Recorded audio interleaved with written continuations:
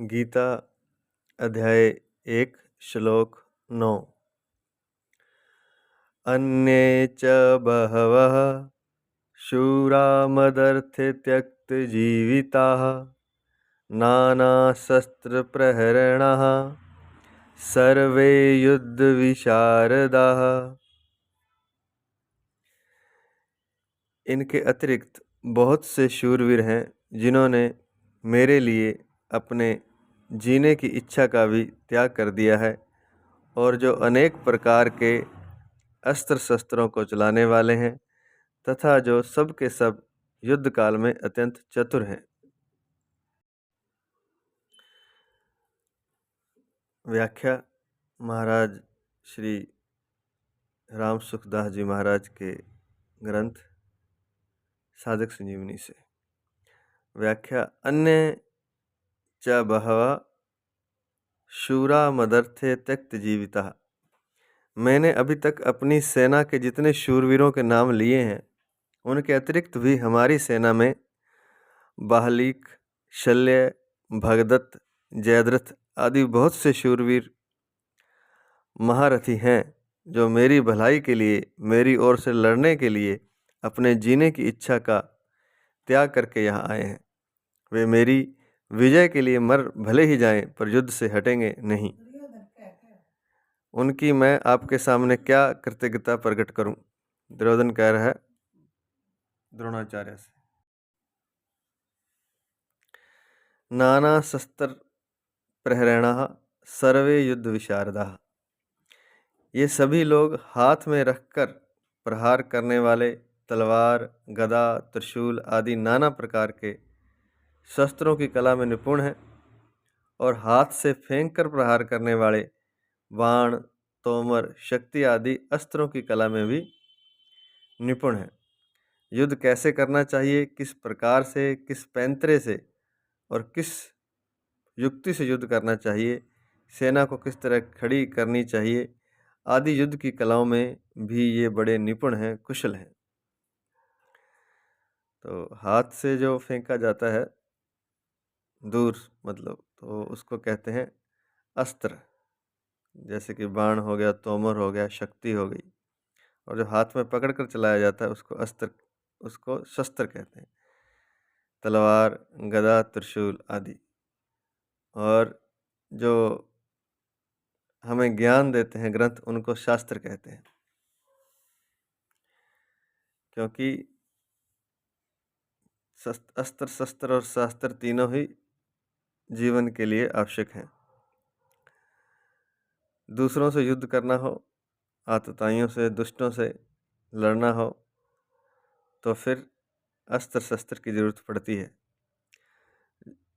जो शरीर के बाहर हमारे शत्रु हैं और जो शरीर के भीतर हमारे शत्रु हैं, काम, क्रोध, लोभ, मोह, ईर्ष्या, द्वेष आदि और भी बहुत से, तो उनसे अगर लड़ना हो तो हमें शास्त्र की जरूरत पड़ती है।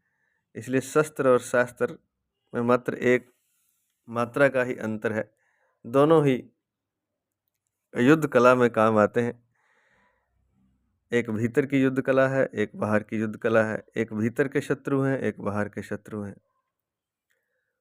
तो शास्त्र जो है वह भीतर के शत्रुओं को मारने के लिए, और जैसे युद्ध में कला होती है, कहाँ जैसे यहाँ लिखा है कि किस तरह से, किस पैंतरे से, किस युक्ति से युद्ध करना चाहिए, ऐसे ही जीवन में कैसे जीना चाहिए, कहाँ खड़ा होना है, क्या करना है, किस युक्ति से बात करनी है, इन सब बातों की जो कला है, कैसे नियम है, कैसे रिश्ते निभाने हैं, कैसे घर में रहना है आदि सब कुछ जो है, माता पिता के साथ, पति पत्नी, पुत्र आदि के साथ, भाई के साथ, परिवार के साथ, रिश्तों के साथ, समाज के साथ, तो इसकी जो कला है, इसका जो ज्ञान है वह हमें शास्त्रों से मिलता है, अर्थात ग्रंथों से मिलता है।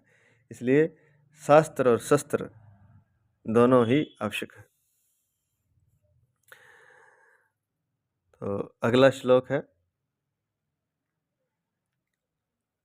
दुर्योधन की बातें सुनकर जब द्रोणाचार्य कुछ भी नहीं बोले, तब अपनी चालाकी न चल सकने से दुर्योधन के मन में क्या विचार आता है, इसको संजय आगे के श्लोक में कहते हैं। संजय व्यास प्रदत्त दिव्य दृष्टि से सैनिकों के मन में आई बातों को भी जान लेने में समर्थ थे। प्रकाशम वा दिवा वा यदि वा निशि मनसा चिंतित मपि सर्वम वेत्स्यति संजय। महाभारत के भीष्म पर्व का दूसरा 11वां। तो संजय जान लेते थे कि सेना या व्यक्ति के या योद्धा के मन में क्या है। तो आगे के श्लोक में कहते हैं 10वां श्लोक, अपर्याप्तं तत्समाकं बलं भीष्माभिरक्षितम् अपर्याप्तं तत्समाकं बलं भीष्माभिरक्षितं पर्याप्तं त्विदमे तेषां बलं भीमाभिरक्षितम्। द्रोणाचार्य को चुप देखकर दुर्योधन के मन में विचार हुआ कि वास्तव में हमारी वह सेना पांडवों पर विजय करने में अपर्याप्त है, असमर्थ है, क्योंकि उसके संरक्षक उभय पक्षपाती भीष्म है, परंतु इन पांडवों की यह सेना हम पर विजय करने में पर्याप्त है, समर्थ है, क्योंकि इसके संरक्षक निज सेना पक्षपाती भीमसेन है। तो सामने की सेना में भीमसेन रक्षा कर रहे हैं।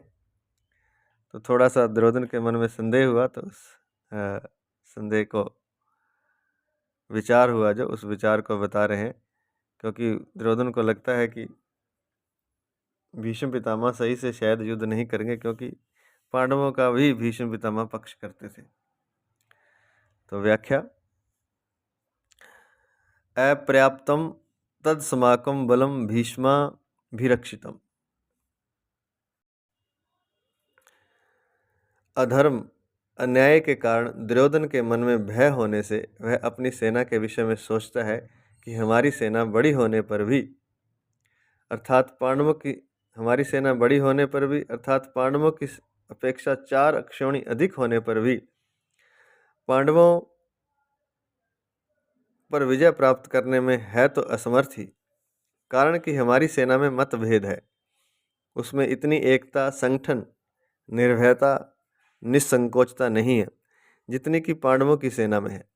हमारी सेना के मुख्य संरक्षक पितामह भीष्म उभय पक्षपाती हैं, अर्थात उनके भीतर कौरव और पांडव दोनों सेनाओं का पक्ष है।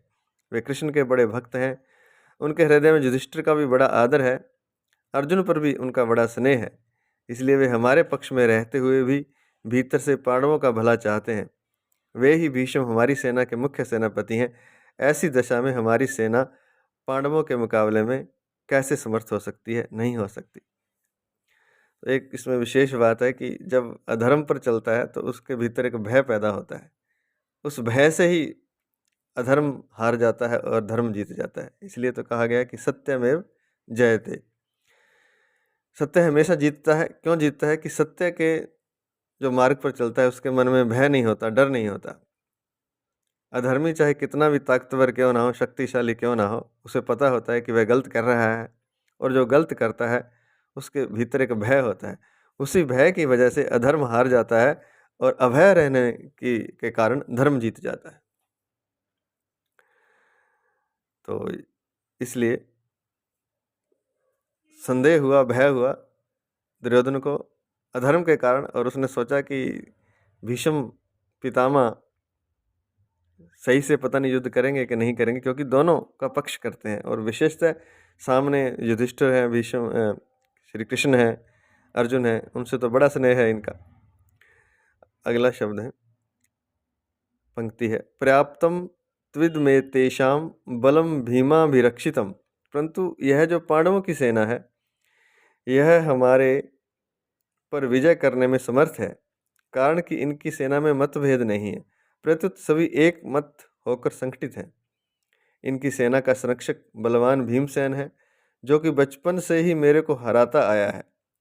यह अकेला ही मेरे सहित 100 भाइयों को मारने की प्रतिज्ञा कर चुका है, अर्थात यह हमारा नाश करने पर तुला हुआ है। इसका शरीर वज्र के समान मजबूत है, इसको मैंने जहर पिलाया था तो भी यह मरा नहीं।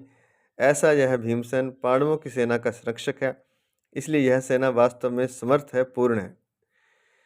यहाँ एक शंका हो सकती है कि दुर्योधन ने अपनी सेना के संरक्षक के लिए भीष्म जी का नाम लिया, जो कि सेनापति के पद पर नियुक्त हैं, परंतु पांडव सेना के संरक्षक के लिए भीमसेन का नाम लिया, जो कि सेनापति नहीं है। इसका समाधान यह है कि दुर्योधन इस समय सेनापतियों की बात नहीं सोच रहा है, किंतु दोनों सेनाओं की शक्ति के विषय में सोच रहा है कि किस सेना की शक्ति अधिक है। दुर्योधन पर आरंभ से ही भीमसेन की शक्ति का, बलवत्ता का अधिक प्रभाव पड़ा हुआ है, अतः वह पांडव सेना के संरक्षक के लिए भीमसेन का ही नाम लेता है।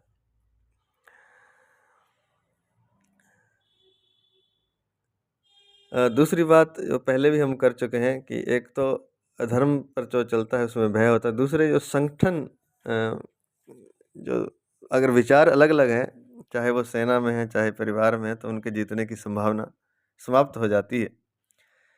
विचारों में एकता होना बहुत जरूरी है। अगर मतभेद है विचारों में, तो उस परिवार का, उस समाज का, उस सेना का भला नहीं हो सकता। उसका हारना तय है, उसका नष्ट होना तय है, ये अच्छी तरह से समझ लें। तो दो चीज़ें आ गई यहाँ, एक तो सभी का मत एक होना चाहिए और दूसरा धर्म पर चलना चाहिए। तो जो धर्म पर चलेगा और जिसका मत एक है वह अवश्य जीत जाएगा, इसमें कोई भी संदेह नहीं है। विशेष बात इस 10वें श्लोक की, अपर्याप्तम तत्स्माकं बलम भीष्माभिरक्षितम पर्याप्तम त्विद में तेषां बलम भीमाभिरक्षितम। तो इसकी विशेष बात है इस श्लोक की कि अर्जुन कौरव सेना को देखकर किसी के पास न जाकर हाथ में धनुष उठाते हैं। अर्जुन कौरव सेना को देखकर किसी के पास न जाकर हाथ में धनुष उठाते हैं। यह गीता के पहले अध्याय के 20वें श्लोक में है। पर दुर्योधन पांडव सेना को देखकर द्रोणाचार्य के पास जाता है और उससे पांडवों की व्यूह रचना युक्त सेना को देखने के लिए कहता है। इससे सिद्ध होता है कि दुर्योधन के हृदय में भय बैठा हुआ है। भीतर से भय होने पर भी वह चालाकी से द्रोणाचार्य को प्रसन्न करना चाहता है, उनको पांडवों के विरुद्ध उकसाना चाहता है। कारण कि दुर्योधन के हृदय में अधर्म है, अन्याय है, पाप है। अन्यायी पापी व्यक्ति कभी निर्भय और सुख शांति से नहीं रह सकता। यह नियम है। परंतु अर्जुन के भीतर धर्म है, न्याय है, इसलिए अर्जुन के भीतर अपना स्वार्थ सिद्ध करने के लिए चालाकी नहीं है, भय नहीं है, किंतु उत्साह है, वीरता है। तभी तो वे वीरता में आकर सेना निरीक्षण करने के लिए भगवान को आज्ञा देते हैं कि हे अच्युत, दोनों सेनाओं के मध्य में मेरे रथ को खड़ा कर दीजिए। यह 21वां श्लोक है इस अध्याय का, पहले का। इसका तात्पर्य है कि जिसके भीतर नाशवान धन संपत्ति आदि का आश्रय है, आदर है, और जिसके भीतर अधर्म है, अन्याय है, दुर्भाव है, उसके भीतर वास्तविक बल नहीं होता। बहुत ही विशेष बात है ये। जिसके भीतर नाशवान धन संपत्ति का आश्रय है, आदर है, और जिसके भीतर अधर्म है, अन्याय है, दुर्भाव है, उसके भीतर वास्तविक बल नहीं होता। वह भीतर से खोखला होता है और वह कभी निर्भय नहीं होता। परंतु जिसके भीतर अपने धर्म का पालन है और भगवान का आश्रय है, वह कभी भयभीत नहीं होता। उसका बल सच्चा होता है, वह सदा निश्चिंत और निर्भय रहता है।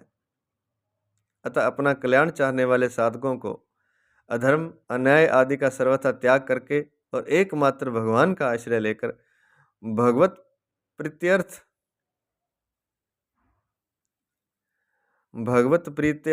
अपने धर्म, भगवान की प्रीति के अर्थ में, भगवान से प्रेम करने के अर्थ में भगवत प्रीत्यर्थ अपने धर्म का अनुष्ठान करना चाहिए।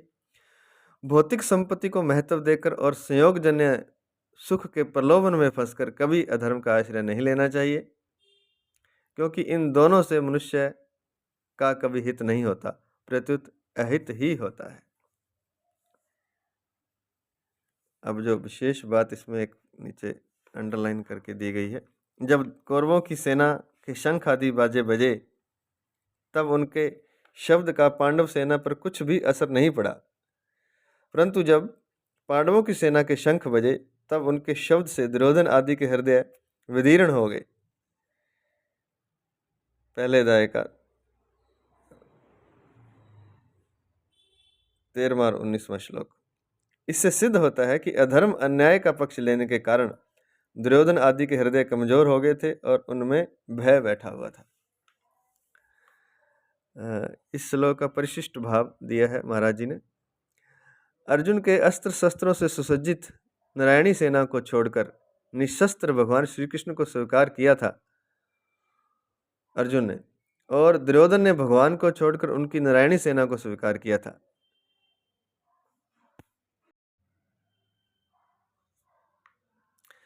तात्पर्य है कि अर्जुन की दृष्टि भगवान पर थी और दुर्योधन की दृष्टि भैरव पर थी। जिसकी दृष्टि भगवान पर होती है उसका हृदय बलवान होता है, क्योंकि भगवान का बल सच्चा है, किंतु जिसकी दृष्टि संसारिक भैरव पर होती है उसका हृदय कमजोर होता है, क्योंकि संसार का बल कच्चा है। इस श्लोक में महाराज जी की व्याख्या में एक जो विशेष बात निकल कर आई है वो ये है कि जो अधर्म पर चलता है, अन्याय पर चलता है, पाप करता है, वह सुख शांति से नहीं रह सकता, और जो धर्म पर चलता है, न्याय करता है, वह, और जिसके भीतर चालाकी नहीं है, भय नहीं है, उत्साह है, तो वह हमेशा शांत चित्त से जीवन अपना जीता है। जो धर्म पर चलता है, जो न्याय पर चलता है, वह सुख शांति से रहता है। चाहे मुसीबतें तो दोनों के साथ आएंगी। जैसे युद्ध तो दोनों लड़ रहे हैं, दुर्योधन भी लड़ रहा है और अर्जुन भी लड़ रहा है। दुर्योधन चिंतित है, भयभीत है, चालाकी करना चाहता है, पापी है, तो मन शांत है उसका, और भय है भीतर, शांत नहीं है। अर्जुन भी युद्ध कर रहा है, लेकिन अर्जुन का मन शांत है, क्योंकि भीतर न्याय है, धर्म है, चालाकी नहीं है, इसलिए भय भी नहीं है। भयभीत अधर्म वाला व्यक्ति ही भयभीत होता है, दूसरा व्यक्ति भयभीत नहीं होता। तो जो सत्य पर चलता है, उन सत्य पर चलने के लिए बाहर से चाहे हार जीत नहीं देखी जाती, हालांकि सत्य हमेशा जीतता है, लेकिन फिर भी अगर बाहर से भी हार जीत का भी फैसला धर्म के पक्ष में ना हो, ऐसा होता नहीं वैसे, लेकिन फिर भी धर्म पर जो चलेगा वो शांत चित्त से अपना जीवन जिएगा, वो शांति और आनंद को प्राप्त होगा। और दूसरी बात है कि जिसने आश्रय ले रखा है धन संपत्ति का, वो सोचता है कि मेरे पास तो धन है,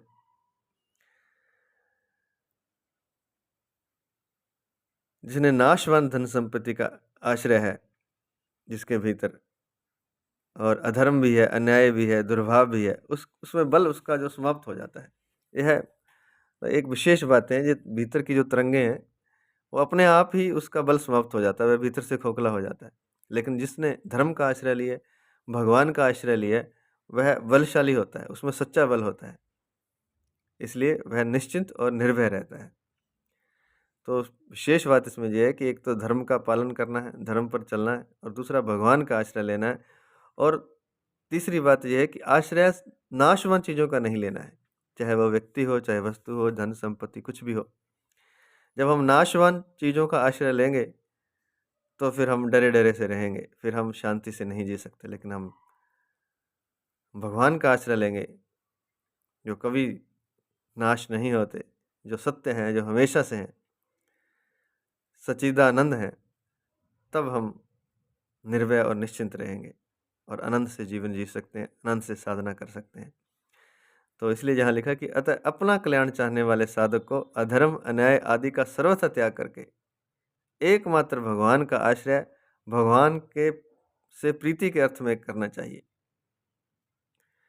क्योंकि अगर हम संपत्ति को महत्व देंगे और संयोगजन्य सुख के प्रलोभन में फंसेंगे, अगर हम संपत्ति को महत्व देंगे और सुख के प्रलोभन में फंसेंगे, तो फिर हम अधर्म पर चल सकते हैं, फिर हम अधर्म का आश्रय ही लेंगे।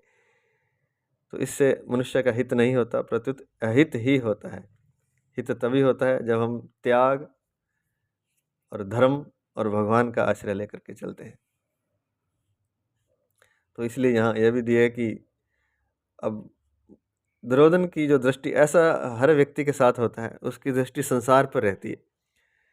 संसार की दृष्टि रहेगी, उसको लगता है मेरे पास धन है, मकान है, संपत्ति है, पति है, पत्नी है, बच्चे हैं, ये मेरी मतलब इनके भरोसे में, इनके सहारे अपना जीवन जी लूँगा। तो यह इस तरह का व्यक्ति कभी ना कभी दुख पाता है और भयभीत होता है। भय तो हमेशा रहता है, लेकिन जिसने अपना आश्रय परमात्मा को बना लिया है, जैसे अर्जुन ने नारायणी सेना को छोड़ करके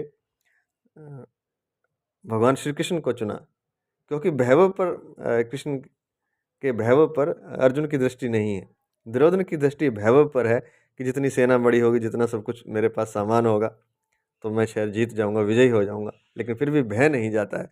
लेकिन जिसका आश्रय परमात्मा होता है, जो परमात्मा पर अपनी डोर छोड़ देता है, जो परमात्मा के आगे अपना समर्पण कर देता है, जिसका एकमात्र आश्रय परमात्मा होता है और जो धर्म पर चलता है, वह कभी भयभीत नहीं होता, कभी डरता नहीं, निर्भय होकर, निश्चिंत होकर के वह जीवन जीता है। और अगर वह साधना के क्षेत्र में जाना चाहता है, तो उसके लिए तो विशेष जरूरी है कि वह भगवान का आश्रय ले, अधर्म का त्याग कर दे और अपनी साधना करे, ध्यान करे, नाम जप करे, तो निश्चित ही जो इस जीवन का लक्ष्य है परमात्मा को पाना, उस लक्ष्य को वह प्राप्त कर लेगा और इस जीवन से जीत कर जाएगा, हार कर नहीं जाएगा।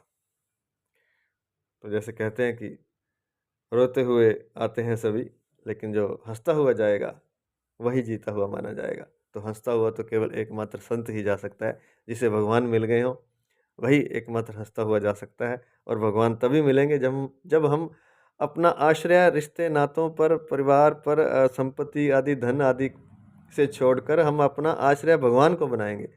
हम अपना लक्ष्य भी भगवान रखेंगे और आश्रय भी भगवान का रखेंगे और भरोसा भी भगवान का रखेंगे और धर्म पर चलेंगे, तब हम इस जीवन की बाजी को जीत सकते हैं। अन्यथा हारना निश्चित है। एक जन्म नहीं, अनेक जन्म हम हारते आए हैं और आगे भी हारते रहेंगे। 84 लाख योनियां हैं और एक एक योनि में पता नहीं कितने कितने जीवन बिताने पड़ते हैं। करोड़ों जन्म हमें भटकना पड़ता है अगर हम धर्म पर नहीं चलते, भगवान का आश्रय नहीं लेते। और अगर हम धर्म पर चलते हैं, भगवान का आश्रय ले लेते हैं, तो एक ही जन्म में हम उस लक्ष्य को प्राप्त कर लेंगे, विजय को प्राप्त कर लेंगे, जो सच्ची विजय है। युद्ध की विजय भी सच्ची विजय नहीं है।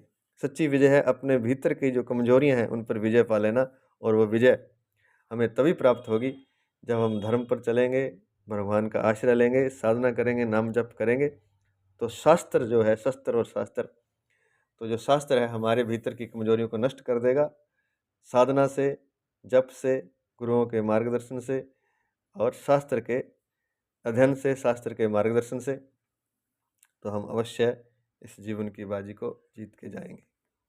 धन्यवाद। अब श्लोक नंबर 11 में दुर्योधन भीष्म को प्रसन्न करने के लिए अपनी सेना के सभी महारथियों से कहता है, अयनेषु च सर्वेषु यथा भागं वस्थिताः भीष्मेवाभिरक्षन्तु भवन्तः सर्व एव ही। दुर्योधन बाह्य दृष्टि से अपनी सेना के महारथियों से बोला, आप सब के सब लोग सभी मोर्चों पर अपनी अपनी जगह दृढ़ता से स्थित रहते हुए निश्चित रूप से पितामह भीष्म की ही चारों ओर से रक्षा करें। इसकी व्याख्या महाराज जी की पुस्तक से, ग्रंथ से, साधक संजीवनी से व्याख्या। अयनेषु च सर्वेषु से लेके भवन्तः सर्व एव ही। जिन जिन मोर्चों पर आपकी नियुक्ति कर दी गई है, आप सभी योद्धा लोग उन्हीं मोर्चों पर दृढ़ता से स्थित रहते हुए सब तरफ से, सब प्रकार से भीष्म जी की रक्षा करें। भीष्म जी की सब ओर से रक्षा करें, यह कहकर दुर्योधन भीष्म जी को भीतर से अपने पक्ष में लाना चाहता है। ऐसा कहने का दूसरा भाव यह है कि जब भीष्म जी युद्ध करें, तब किसी भी व्यूह द्वार से शिखंडी उनके सामने न आ जाए, इसका आप लोग ख्याल रखें। अगर शिखंडी उनके सामने आ जाएगा तो भीष्म जी उस पर शस्त्रास्त्र नहीं चलाएंगे, कारण कि शिखंडी पहले जन्म में भी स्त्री था और इस जन्म में भी पहले स्त्री था, पीछे पुरुष बना है। इसलिए भीष्म जी इसको स्त्री ही समझते हैं और उन्होंने शिखंडी से युद्ध न करने की प्रतिज्ञा कर रखी है। यह शिखंडी शंकर के वरदान से भीष्म जी को मारने के लिए ही पैदा हुआ है। अतः जब शिखंडी से भीष्म जी की रक्षा हो जाएगी तो फिर वे सबको मार देंगे, जिससे निश्चित ही हमारी विजय होगी। इस बात को लेकर दुर्योधन सभी महारथियों से भीष्म जी की रक्षा करने के लिए कह रहा है। इसमें एक नीचे विशेष दिया हुआ है अंडरलाइन करके। एव मुक्तस्तु कृष्णेन कुंतीपुत्रो धनंजयः अयुध्यमानं संग्रामे वर्यामास केशवः। महाभारत का उद्योग पर्व 7:21। श्री कृष्ण के ऐसा कहने पर कुंती पुत्र धनंजय ने संग्राम भूमि में अस्त्र शस्त्रों से सुसज्जित एक अक्षौणी नारायणी सेना को छोड़कर युद्ध न करने वाले निशस्त्र उन भगवान श्री कृष्ण को ही अपना सहायक चुना। यह जो पहला पिछला श्लोक था उसका दिया है कि अर्जुन ने नारायणी सेना को क्यों चुना। तो जब उन्होंने कहा कि तुम देख लो क्या लेना चाहते हो, मुझे लेना चाहते हो या सेना को, तो ऐसा जब श्री कृष्ण ने कहा तो फिर धनंजय ने, अर्जुन ने नारायणी सेना को छोड़कर निशस्त्र भगवान को ही अपना सहायक चुना। तो यह पीछे के श्लोक का विशेष है। 10वें श्लोक का 11वां श्लोक हो चुका है। आज इतना ही। जय श्री कृष्ण, जय श्री कृष्ण, जय श्री कृष्ण, जय गीता। गीता महाग्रंथ की जय हो, गीता महाग्रंथ की जय हो। महाराज श्री राम सुखदास जी महाराज जी के चरणों में कोटि वंदन नमन। उन्होंने इतनी सुंदर व्याख्या, इतनी बारीक व्याख्या, सूक्ष्म व्याख्या हमारे लिए बड़ी मेहनत से बोली और लिखवाई, उसके लिए कोटि वंदन नमन। उनके चरणों में बार बार प्रणाम।